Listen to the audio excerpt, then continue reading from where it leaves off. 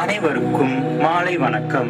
நாம் இன்று காணப்போகும் நாடகம் இக்காலகட்டத்தில் இயேசுவின் பிறப்பு எப்படி இருக்கும் என்று ஒரு கற்பனை காட்சி. வாருங்கள் கண்டு மகிழலாம். காட்சி 1.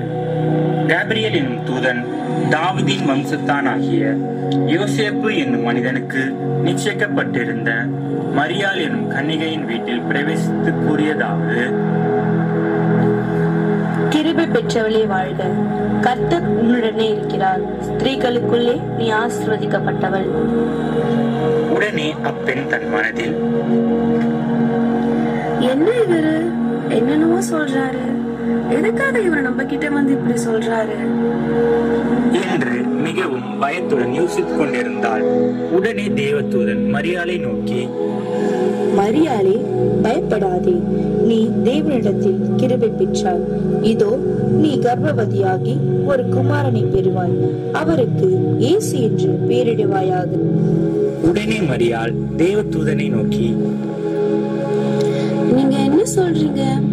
எனக்கு இன்னும் கல்யாணம் கூட ஆகலையே, இது எப்படி நடக்கும்? தேவதூதன் மரியாளுக்கு பிரதியுத்தரமாக, பரிசுத்த ஆவி உன்மேல் வரும், உன்னதமானவருடைய பலம் உன்மேல் நிழலிடும். ஆதலால் உன்னிடத்தில் பிறக்கும் குழந்தை பரிசுத்தமானது, அது தேவனுடைய குமாரன் எனப்படும். உடனே மரியாள், இதோ நான் ஆண்டவருக்கு அடிமை, நீங்க சொன்னபடியே எனக்கு நடக்கட்டும்.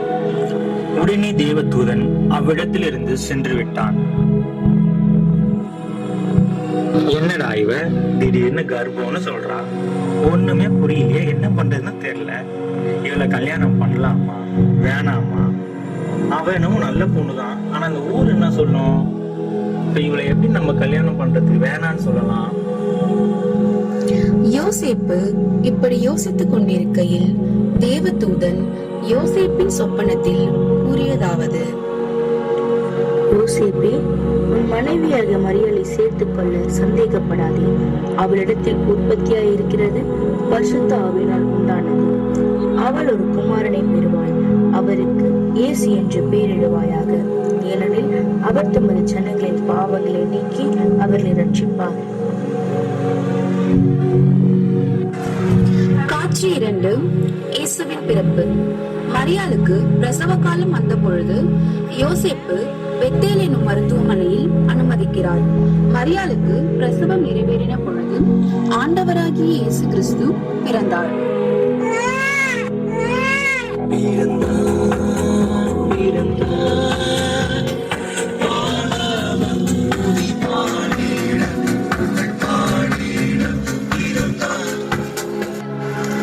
தேவதூதன் 3 போதகரிடத்தில் ஆண்டவராகிய இயேசு கிறிஸ்து பெத்தேல் என்னும் மருத்துவமனையில் உங்களுக்காக பிறந்திருக்கிறார் என்று கூறி அவ்விடத்தை விட்டு சென்று விட்டான்.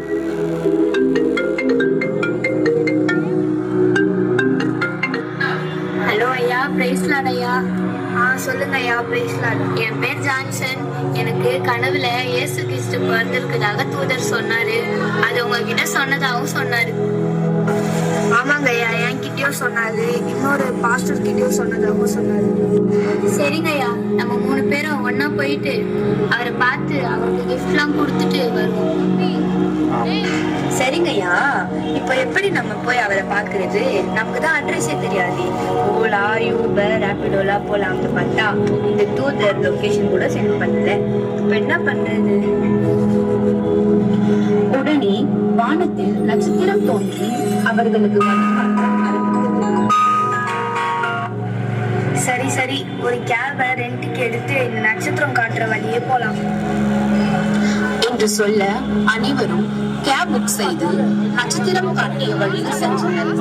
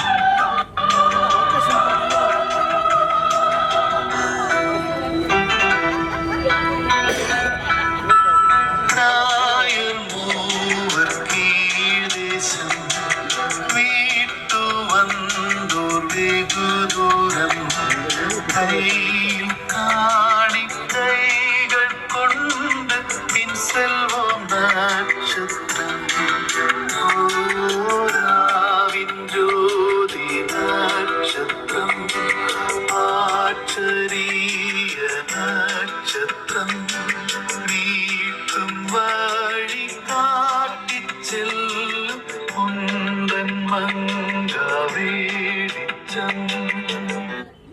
அவரை பார்த்து பணிந்து கொண்டு அவருக்கு பரிசு பொருட்களை கொடுத்துவிட்டு அவ்விடத்தை விட்டு கடந்து சென்றனர். காட்சி 3. இயேசு கிறிஸ்து வளர்ந்து பின் யோவான் ஸ்நானகனால் ஞானஸ்தானம் பெற்றார். பின் பரிசுத்த ஆவியானவர் அவர் மேல் பலமாய் இறங்கி, இவர் என்னுடைய நேசகுமாரன், இவர் மேல் பிரியமாயிருக்கிறேன் என்கிற சத்தம் வானத்திலிருந்து கேட்கப்பட்டது. இதன் பின்பு இயேசு கிறிஸ்து ஒரு சபையில் பிரசங்கம் பண்ணி கொண்டிருந்தார். திரளான ஜனங்கள் அங்கே கூடி அவருடைய பிரசங்கத்தை கேட்டனர். இயேசு செய்த அற்புதங்களில் சிலவற்றை காணலாம். அற்புதம் 1.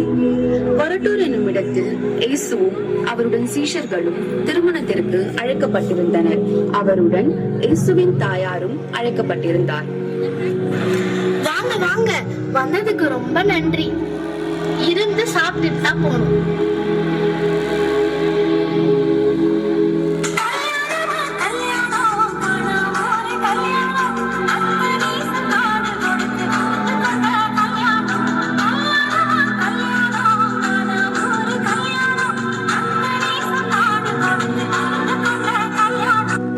திருமண வீட்டில் உணவு தீர்ந்துவிட்டது. மரியாதை, பிரியாணி வேற காலி ஆயிடுச்சு. வந்த ஜனங்க வேற வந்துகிட்டே இருக்காங்க. இப்ப என்ன பண்றதுன்னே தெரியல. சரிம்மா, நீ பயப்படாத, நான் என் மகன் கிட்ட சொல்றேன். மரியாள் இயேசுவிடம் திருமண வீட்டில் ஆகாரம் இல்லை என்பதை தெரிவித்தார். எப்பா தம்பிங்களா, இங்க வாங்கப்பா. இதோ அங்க அவர் இருக்காருல, அவர் என்ன செய்ய சொல்றாரோ அதை அப்படியே செய்யுங்கப்பா. சரிங்கம்மா. அந்த பாத்திரங்கள் தண்ணீரை நிரப்பி அதை எடுத்து பரிமாற சொல்லுங்கள்.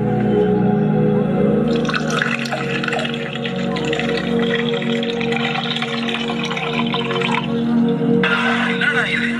தண்ணியை ஃபுல் பண்ண சொன்னாங்க. கரண்ட் வந்து ஃபுல்லா பிரியாணியா இருக்கு. இவரு ரொம்ப பெரிய லெவல்ல உள்ள இருக்கு. தம்பிங்களா, இதை எடுத்து எல்லாருக்கும் பரிமாறிடுங்கப்பா.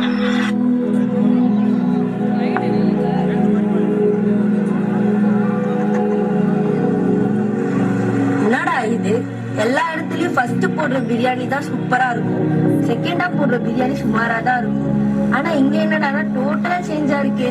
செகண்ட் போட்ட பிரியாணி செம்மையா இருக்கே.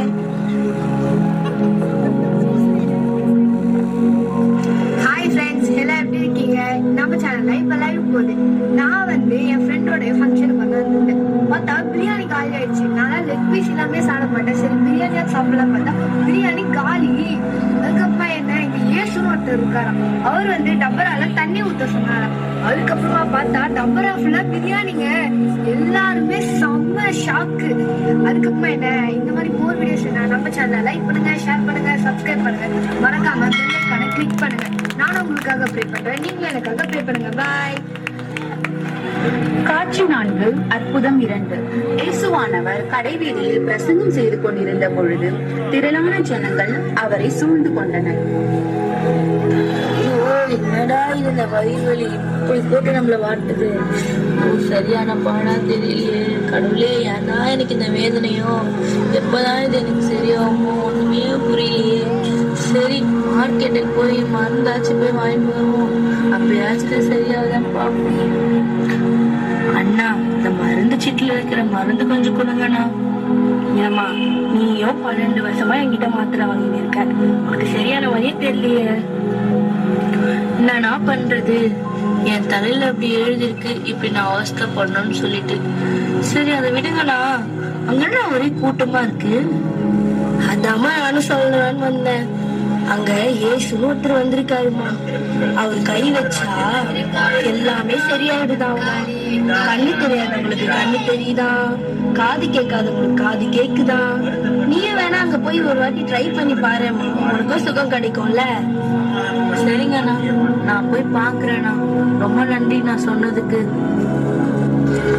என்னடா இது, இவரை வந்து பாக்கலான்னு பார்த்தா இவ்வளோ கூட்டமா இருக்கு.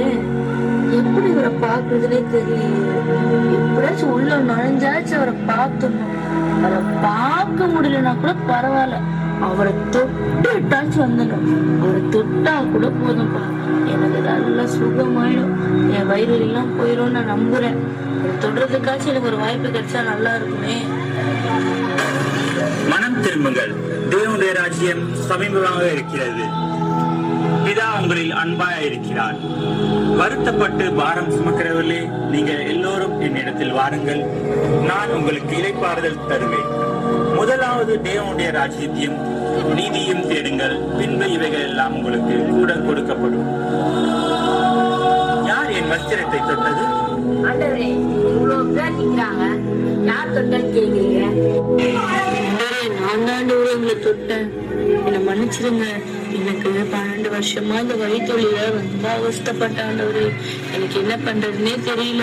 கடைசியில உங்களை பத்தி சொல்லி கேள்விப்பட்டு நான் இங்க வந்தேன். வந்து பார்த்தா ஒரே கூட்டமா இருந்துச்சு ஆண்டவரே.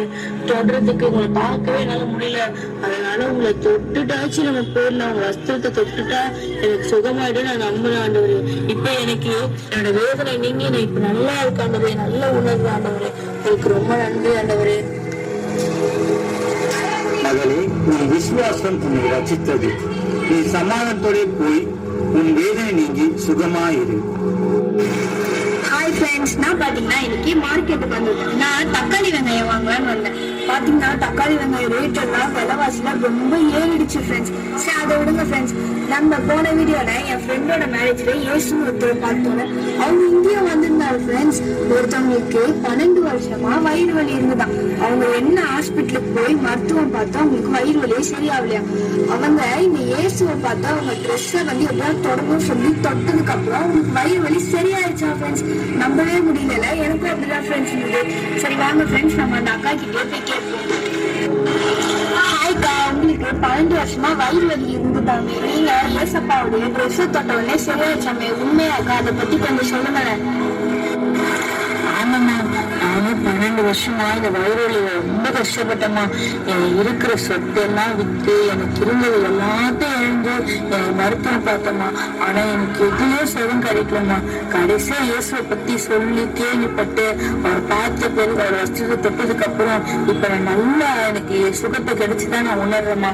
நீங்களும் அவரை நம்புங்கம்மா, விசுவாசிங்க. எல்லாரும் சொல்ற மாதிரி அவர் வியாதிகளை சுகமாக்குகிறார், பேய்களை ஓட்டுகிறாரு, அவர் பார்வையில்லாத பார்வைத்துறாரு. நீங்களும் அவர் நம்புனீங்கன்னா உங்க வாழ்க்கையில என்ன மாதிரி அற்புதங்கள் நடக்குமா. நம்புங்க, விசுவாசிங்கம்மா. ஓகேக்கா, தேங்க்யூ. ஓகே ஃப்ரெண்ட்ஸ், நீங்களும் ஏசப்பாவை நம்புங்க, விசுவாசிங்க, உங்க வாழ்க்கையில அற்புதங்கள் நடக்கும். இது மாதிரி மோர் வீடியோஸ் பார்க்கணும் நம்ம சேனலை லைக் பண்ணுங்க, ஷேர் பண்ணுங்க, சப்ஸ்கிரைப் பண்ணுங்க. மறக்காம பெல் ஐகானை பாய். காட்சி 5. யூதாஸ் காரியோத்தும் காவலர்களும். நீதான் யூதாஸ் காரியோத்தாப்பா? ஆமாப்பா. இதோ பார்ப்பா, நீ மட்டும் எங்களுக்கு இயேசு கிறிஸ்துவை காமிச்சு கொடுத்துட்டீங்கன்னா எங்க தலைவர் உனக்கு 30 வெள்ளி காயின்ஸ் தருவாரு. அப்படி நீ காமிச்சு கொடுக்கலன்னா பரவாயில்ல, நாங்க வேற ஆளை பாத்துக்குவோம். அது 30 வெள்ளி காசா? வெள்ளி விற்கிற விலைக்கு வெள்ளி வச்சு நிறைய பண்ணலாம். சரிப்பா, காட்டி கொடுக்குறேன்ப்பா. இப்ப எப்படி நாங்க பாக்குறது? ஓ, நான் ஒரு இடத்துக்கு போறேன்ப்பா, நீங்களும் வாங்க. மறைமுகமா ஒளிஞ்சு இருங்க. நான் யார்கிட்ட போய் கையை கொடுத்து செல்ஃபி எடுக்கிறேனோ அவருதான் இயேசு கிறிஸ்து. ஒண்ணு மட்டும் சொல்றேன், எக்காரணத்துக்கு கொண்டும் என் பேர் இல்ல வெளியவே வரக்கூடாது. அதெல்லாம் நீ ஒன்னும் வரி பண்ணிக்காதப்பா, உன் பேர் இல்ல வெளில வராது, அது நான் கேரண்டி. சரிப்பா, வாங்க போலாம்.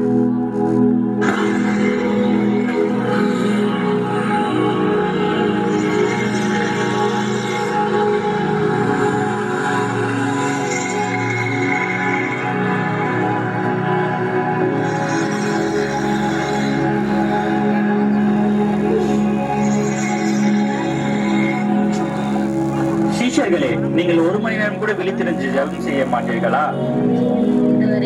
வேற ஆண்டவரே, காலைல இருந்து ரொம்ப வேலை, டயர்டா இருந்துச்சு. நீங்க வேற காலைல இருந்து ஜோம் பண்ணாம நைட் இந்த குளிர்காலத்துல வந்து ஜோம் பண்றீங்க. வேற எங்களை என்ன ஆர்டர் பண்ண சொல்றீங்க? தூக்கமா வருது ஆண்டவரே.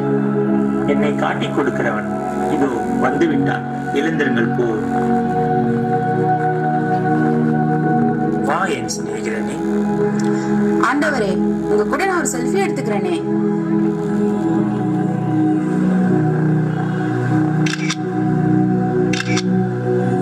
உங்களை நாங்க அரெஸ்ட் பண்றோம். ஏன் ஏன் ஏன் இதுக்கு அவரை அரெஸ்ட் பண்றீங்க? அவர் அவர் என்ன பண்ணாரு? மார்க்கெட்ல பிரசங்கம் பண்றாரு. அதுவும் பர்மிஷனே இல்லாம.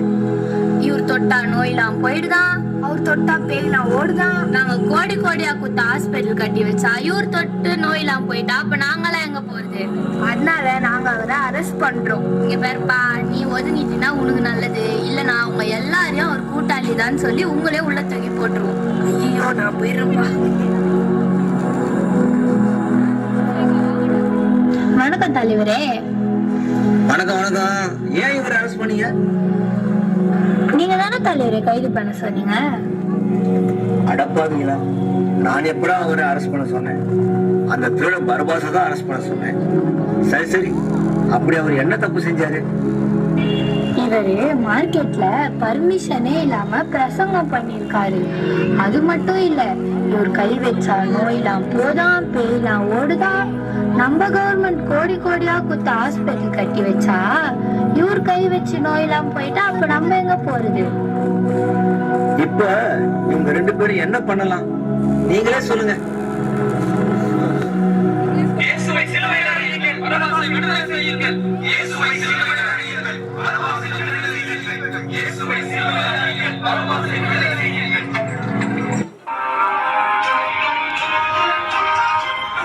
வணக்கம். இன்றைய முக்கிய செய்திகள். இயேசு கிறிஸ்து என்பவரை சிலுவை அறையும்படி அரசு அவருக்கு மரண தண்டனை விதித்துள்ளது. இதன்படி இயேசுவின் தரப்பில் விசாரித்த பொழுது அவர் ஒரு குற்றமும் செய்யவில்லை எனவும், நாம் செய்யும் பாவங்களாகிய பிறர் பொருளை திருடுவது, கொலை, பொய் சொல்வது, ஏமாற்றுவது, பிறரை மன்னிக்காமல் இருப்பது, போதை பழக்கங்கள், பெற்றோருக்கு கீழ்ப்படியாமல் இருப்பது போன்ற பாவங்களை மன்னிப்பதற்காக அவரே இச்சிலுவை மரணத்தை ஏற்றுக்கொண்டார் என்று கூறப்படுகிறது. இதனால் ஆங்காங்கே மக்களுக்கிடையே பரபரப்பான சூழல் நிலவி வருகிறது. மேலும் செய்திகளுக்கு இணைந்திருங்கள் MMJ நியூஸ் சேனல்.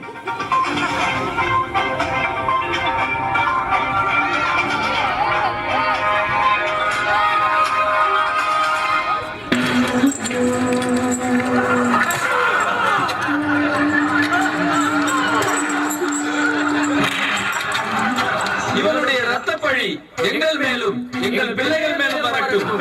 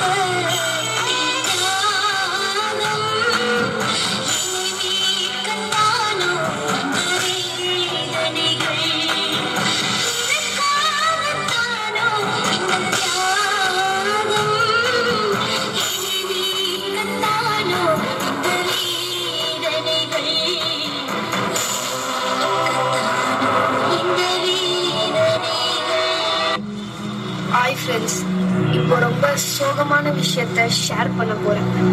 நம்ம இயேசு கிறிஸ்துவ சிலுவையில அரைஞ்சிட்டாங்க. அவர் எந்த தப்பும் செய்யல ஃப்ரெண்ட்ஸ். நம்ம எல்லாரும் பண்ண தப்புக்காக அவர் இப்போ மரிக்க போறாரு ஃப்ரெண்ட்ஸ். அவரை மாதிரி ஒரு நல்ல தெய்வமே இல்லை. இந்த அன்புக்கு ஈடே இல்லை. இந்த வீடியோவை முடிஞ்ச அளவுக்கு எல்லாருக்கும் ஷேர் பண்ணுங்க. இது எல்லாருக்கும் தெரியட்டும் ஃப்ரெண்ட்ஸ். என்னால இதுக்கு மேல பேச முடியும்.